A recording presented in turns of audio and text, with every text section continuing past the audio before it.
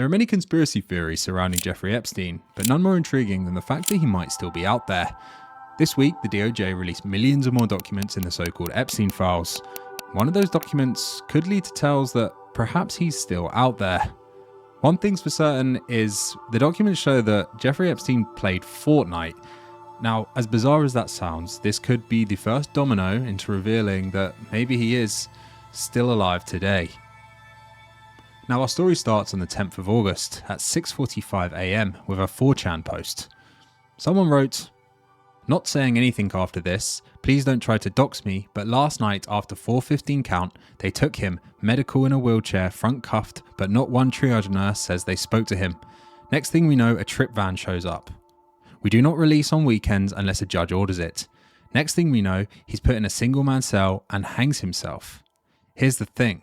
The trip van did not sign in and we did not record the plate number, and a guy in a green dress military outfit was in the back of the van, according to the tower guy who let him through the gate. You guys, I'm shaking right now, but I think they switched him out." Just hours later, ABC News reported that Jeffrey Epstein was found dead in his jail cell. But who was this 4chan poster? Now, this post has been floating around for some time on different conspiracy boards, but in the latest release of the Epstein files, we actually can find out the identity of the poster. On August the 11th, 2019, US Attorney Gregory Berman convened a grand jury and subpoenaed 4chan for information on the poster. Now, this led to a whole rabbit hole of 4chan tracing the IP of the said poster to an Apple device. They then would subpoena Apple, who led them to an AT&T bill, a phone bill, who then would all the way subpoena AT&T, leading to bank records, then subpoenaing Citibank. And we have the original documents from Citibank here revealing the identity of the 4chan poster as Roberto Grijalva. Now, interestingly, if you type Grijalva's name into the Epstein files, you can find lots of documents that confirm he did work for the prison. He worked in the jail as a guard that Epstein was found dead. And he felt the need to go on 4chan and report that he felt that he had been swapped out. Now, I hope Roberto Grijalva is out there and he's okay, but we don't know of his whereabouts. He says in the post that he says, "Please don't dox me." He doesn't want to be known, but the government kind of have doxed him. I wonder how he's doing now. He hasn't spoken out. I hope that he can and will. But yeah, I hope that he's okay. So someone working in the prison has theorized that they would swap him out. I mean, it's not crazy to think that they would, but like an old school detective, let's go through some reasons why maybe he might have been swapped out. I believe detectives look for a motive, a means, and an opportunity. So we're going to go through those now. So who has a motive to break Epstein out of jail? Well, do I really have to go through these? Epstein not going to court and spilling all the news about his crimes would benefit nearly everybody involved. After Epstein's death, there was no trial that occurred. There was no cross-examinations, no plea negotiations, no public testimonies. So many powerful names would have avoided exposure through a long drawn-out trial if Jeffrey Epstein had gone on trial. Whether he was murdered or extracted, his death would have solved a lot of problems for a lot of powerful people. And let's just say for a minute that he was intelligent. You can insert any intelligence agency here. Mossad. He would be a very valuable target for them to rescue. You know, he's got so much intelligence, active intelligence on many powerful people. He's more valuable alive using that evidence that he may have and working for the agency than he would be if he was dead. Next, the means. Would whoever wanted to get him out have had the means to do so? Again, do I have to go through this one? The US government's primary relocation program for witnesses, informants, spies, and similarly high-profile risks individuals is known as the Witness Security Program, or WITSEC. It's run by US Marshals, funnily enough, under the DOJ, and it provides new identities and relocation plans for a number of people and also can provide 24/7 protection. Now, WITSEC, the US Federal Security Program, actually say that they have a 100% success rate in preventing death and injury to people under their program. As long as they follow the rules, they say they've had no compliant witnesses ever killed or injured since 1971. So let's just say if the US government can fully protect witnesses like this, then, so could other intelligence agencies, maybe one I mentioned just a minute ago. And having the means to do things off the book, as our 4chan poster there, Grijalva, suggests, would someone really powerful and high up in the government have the ability to do that? Yeah, I think they probably would. Next, we look at opportunity. Now, would someone have had the opportunity to pull something like this off? Again, do I need to go through this? This one's great. Everyone already knows this because it sounds like it's some kind of comedy. But as we know, on the night that Epstein supposedly died, the cameras covering his cell malfunctioned. Both the guards were asleep and they actually falsified records that night. So, they didn't see anything happening. Oh, and Epstein was removed from suicide watch just days before he unfortunately died. His cellmate was transferred out just days before. I mean, any of these are explainable on their own, but once they all stack up, you have an extremely extraordinary set of coincidences. I'm not saying they couldn't be coincidences, they absolutely could be, but when you start to stack coincidences up, it becomes improbable. Now, before the latest release of documents in the Epstein files, there is older evidence that had people thinking for years that potentially Epstein didn't kill himself, but perhaps he was killed. There was a second autopsy completed by a Dr. Michael Baden, who was hired by Epstein's brother. Now, he told the media that the patterns are extremely unusual in suicidal hangings. He said it could occur, but it's much more commonly in homicidal strangulation. He called the fractures around Epstein's collarbones rare in suicides. However, it probably is important to balance my argument just slightly here. The laryngohyphoid fractures that were seen on Epstein, which I believe is breaks in the collarbone, that are more common in homicidal strangulations, they are seen in suicidal hangings, but they are rare. Now, they're also more common in older people. Epstein being 66, his bones were weaker. It could have happened, but as Michael Baden here notifies, it is rare and they are more common in homicidal strangulation. Now you say, oh, this is strange. I thought you're saying that he maybe went out the back door. Well, if we're going to go with that hypothesis, then they would have had to swap the bodies, and they couldn't have had someone alive to stand on trial in the place of Epstein. That would have been too obvious. So we need to get a lookalike and we need to get rid of them. Someone's probably not going to do that themselves. You're probably going to have to, you're going to have to kill them and then swap the bodies out. So that's what I'm kind of proposing could have happened here. It is also suspicious to know that Michael Baden requested DNA samples of Jeffrey Epstein for the family, specifically Epstein's brother, but they were never received. They denied the requests of DNA samples, and no one has ever seen or had proof that that was his body, not even Epstein's own family. Just as a little bit of fun here, I'd say someone had to die to swap the bodies out, right? Well, take a look at Tony Rodham. Tony Rodham is Hillary Clinton's younger brother who died just 2 months before Jeffrey Epstein. There's a fun conspiracy theory online that says perhaps it was Rodham's body that was swapped out for Epstein's. Now, I think that's utterly ludicrous. They would probably use someone a little bit less high profile than Hillary Clinton's literal brother, but fun nonetheless.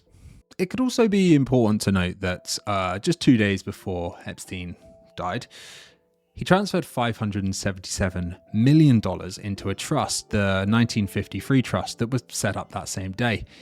Later on that day, he also transferred everything in that trust onto his will and divvied it out between different people he had known throughout his life. Now, perhaps if you were planning to kill yourself, you would transfer funds and make sure they were divvied out properly. But also, if you knew you were going to be making a swift exit, you could divvy out these funds to people so that they return the favor when eventually you are a free man. You've probably seen these viral images before of side profiles of Epstein with the leaked photos of the body, and people compare the ear, the shape of the ear and the nose profile, and they're not exactly the same. I don't like evidence like this because different angles can be so deceiving. I'm not buying this, but it's part of the story, so I have to tell you. So with new evidence in the Epstein files confirming that the 4chan poster was legit and really did work in the prison that Jeffrey Epstein was found dead, we also have some further evidence that could suggest he's out there still. Now there's many emails, and one of those emails is from YouTube. Actually, there are many emails from YouTube. It seems like he liked watching a lot of UFC content, but his YouTube username was LittleJeff1. Now, I've tried to find this YouTube account, and I think people have recreated the username and created accounts and quite hilariously uploaded Fortnite clips, which is very funny. But I think the original account was terminated by YouTube just days after the documents came out. Now, I want to credit the internet for this information. I've seen this all over Reddit and all over X. I'm telling you other people's research here that I've been made aware of, but quite genius digging. People assumed that, perhaps Jeffrey Epstein had the same username across many different profiles and many different accounts. Well, someone noticed in the emails that Jeffrey Epstein played Fortnite. This email here is a receipt from purchasing V-Bucks, which is in-game currency for Fortnite. So someone thought, let's check if perhaps he used the same username, LittleJeff1, on Fortnite. Well, it turns out that there was an account called LittleJeff1 operating before Epstein was in prison. Now, after his arrest, the account took a hiatus and didn't play for a little while. But since then, the account's come back active. Could Jeffrey Epstein have been busted out of prison by Mossad, made it out to a safe house in Israel, decided to load up his Xbox and start playing Fortnite under this same account he used to use? I somehow doubt this. I find this very dumb if this is real, because to go to all those steps to get him out of prison, swap him out for a body double that looks like him, killing that body double, keeping him a secret under wraps for all this time, and then he's caught by his old Fortnite account, that would be absolutely insane.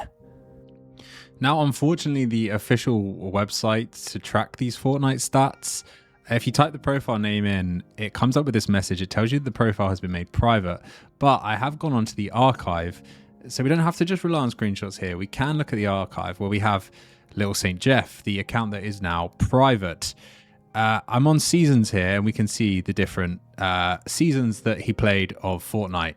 So let's just work out when he took a hiatus here. You see he played 3, 4, 5, 6, took a hiatus, and then came back for Season 10.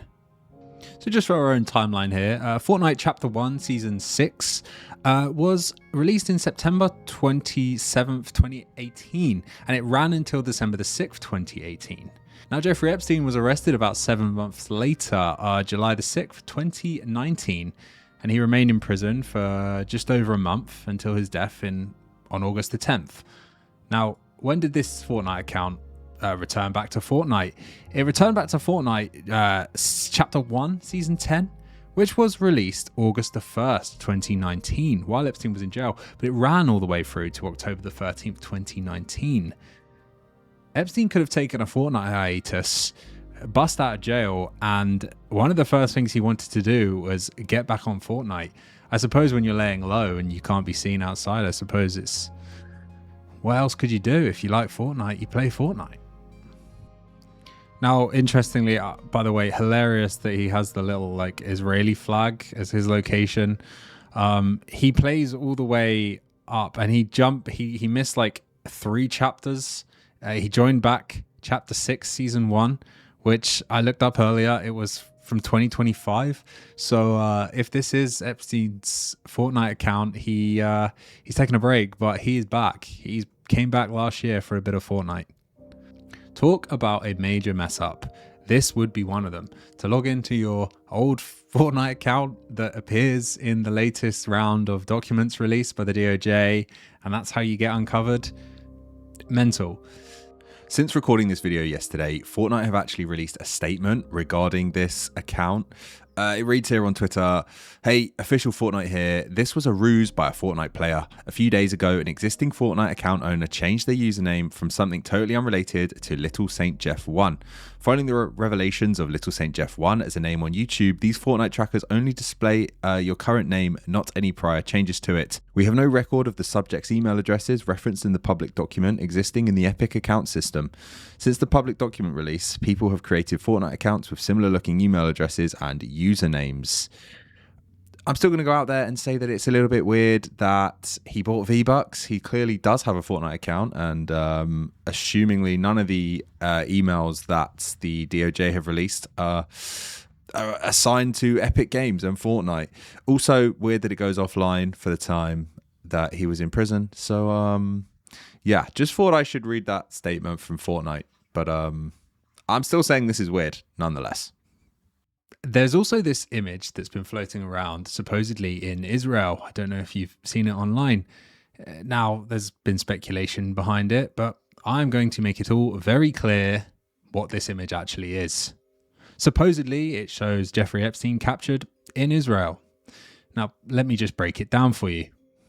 So if we just take a look at the image here, now I don't speak Hebrew, but apparently from my research, I found that these signs in the background here, it's not real Hebrew, it's a load of gibberish, which we know that AI can mess up.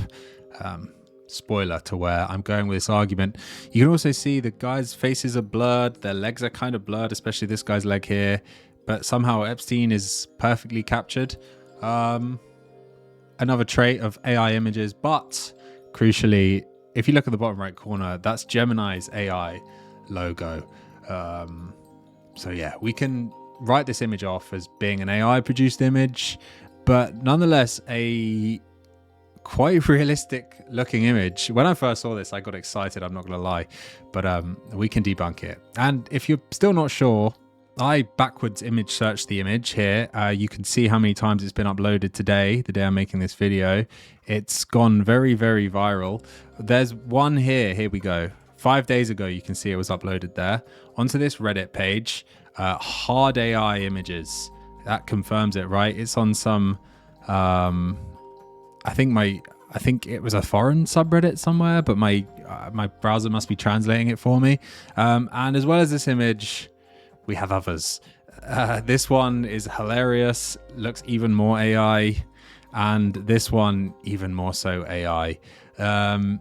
So kind of funny, an interesting internet observation how 5 days ago it appeared on this subreddit, and now you can see how many times it's been uploaded today. It's really spread viral today, but it's from a while ago, and it's definitely AI. So there we have it. There's no image of Epstein still out there, but as for the evidence I provided today, perhaps we don't need an image as evidence. That's for you to make up your mind. If you enjoyed this video, please subscribe, give me a like as well. That'd be so much appreciated. And yeah, stay around for some more content like this one.